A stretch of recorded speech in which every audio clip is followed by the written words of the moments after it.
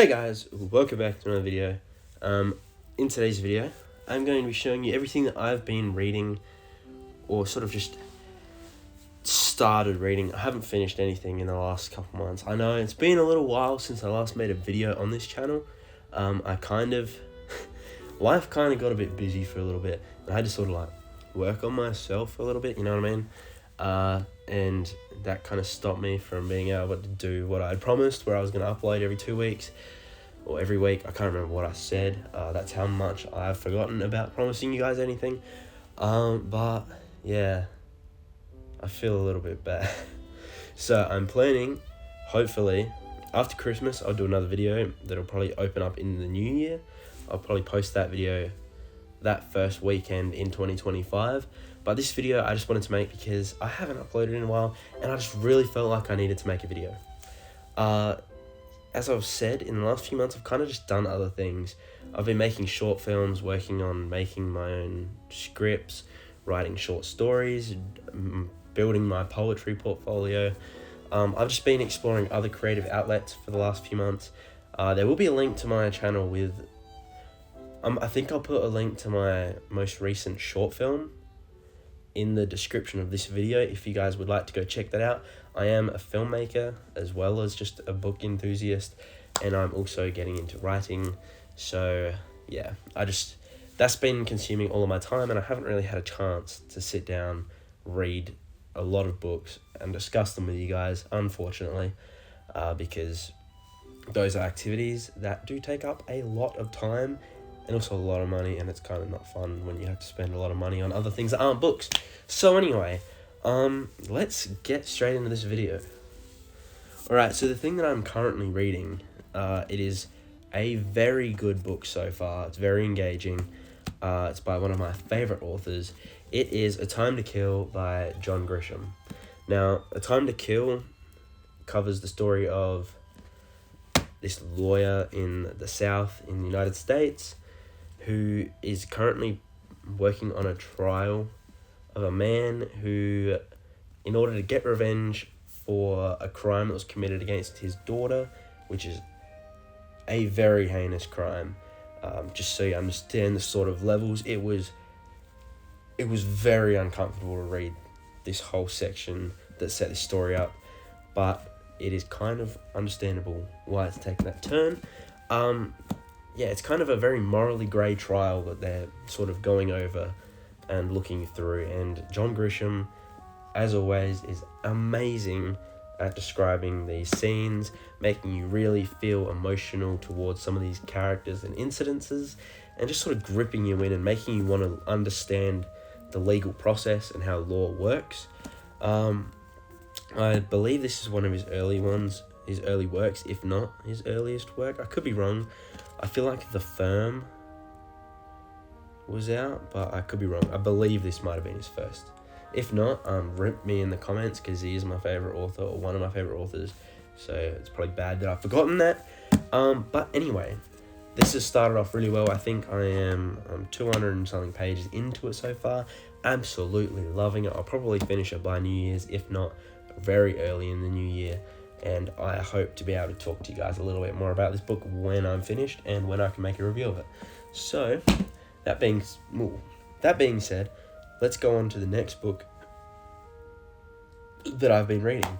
A lot of these haven't really changed since my first videos. I don't remember what I said in my first videos, but this book, I don't know why I haven't finished it, is Brideshead Revisited. Joe Spivey, amazing channel.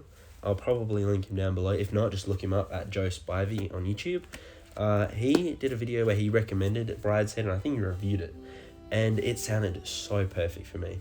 It's kind of like if you made Saltburn a little bit less of a weird film, and if The Talent of Mr. Ripley wasn't set in Italy. So, if you like those sort of stories, if you like that sort of undermining aspect, I guess, in society, and morally grey protagonists, check this one out. I don't feel like it fits exactly the sort of Talented Mr. Ripley vibes or anything like that. It's just you have a sort of this wealthy, high class sort of people experiencing a collapse from within their family dynamic. If you, I actually think if you liked The Secret History by Donna Tartt, you would also very much like this. Not necessarily having the same amount of characters, but just the sort of types of characters where you can love them, but you don't know exactly why you love them because they are so morally grey and ambiguous. That being said, I don't really have much else to talk about with this. I really want to finish this though, so at some point I'll get through it. Next up, we have this one book that I don't know why I haven't really... I kind of loved it to start off with, and it sort of burnt me out in the middle, and I've just taken a breather on it. I will get back to it. I don't like to leave books unfinished. You'll see all these bookmarks here. I like to just slowly work through books if I can't just smash them out. And this one is The Shards by Bret Easton Ellis. This is the same author who wrote American Psycho. I haven't read American Psycho yet. It's on my bookshelf. I will get to that at some point. But this book had a lot going for it to start with me. Like, there was so much energy and pace and drama, and stuff just got terrifying really fast. But then for some reason it just started repeating itself a lot towards, like, I'm getting close to the middle of the book, and it feels like everything's just sort of replaying and I'm not really experiencing anything. Like, the story moves forward in such a way that you don't feel like you're moving forward until you go, oh wait, I've gone like 200 pages further into this.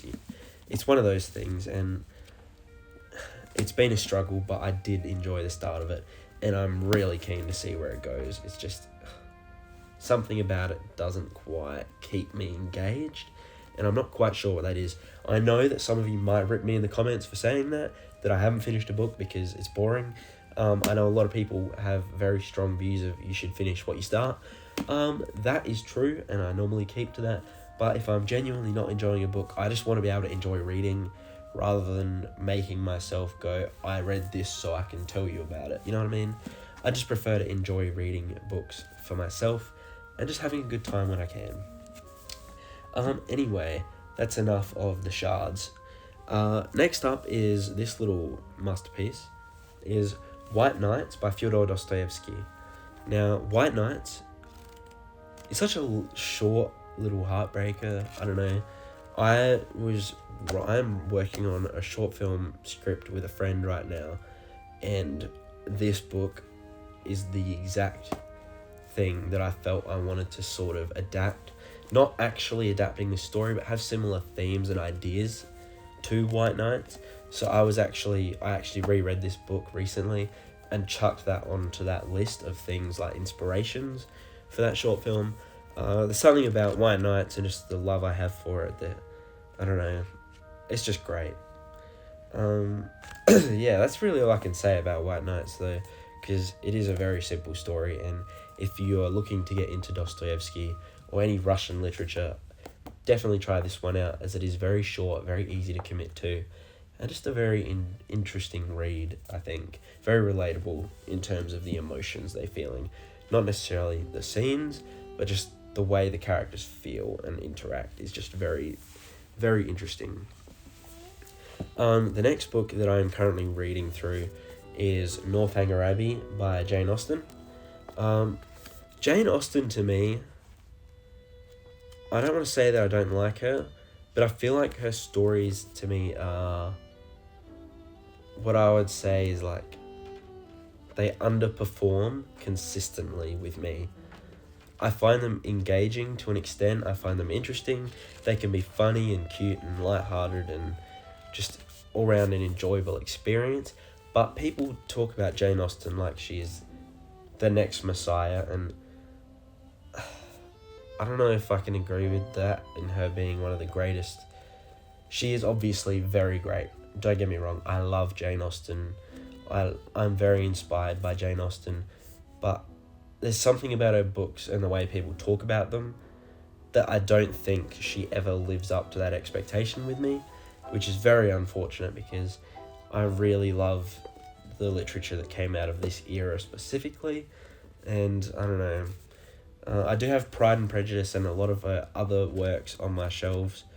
I will have to try and get into other stuff of hers that's a little bit less mainstream, I guess, or a little bit less well known at some point, hopefully. But yeah, so far Jane Austen just doesn't quite hit the mark for me. I will get through this at some point. I am about halfway through Northanger Abbey, and I will probably tell you about it when I'm finished. So we'll see how that goes. And the last little book I have here isn't really a book as such. It's not a novel. It is just Lord Byron's collection of poetry, or the poetry of Lord Byron. I love Lord Byron's poetry. His words, the way he crafts his prose is just, and his poetry is just so magical to me, so romantic and just enjoyable to read. And you can sit there and just blast through pages of his verses, and it's just like, I don't know, it just grips you. It makes you feel like, to me, it sort of refreshes how I feel about the English language. It makes me realise how amazing our language actually is.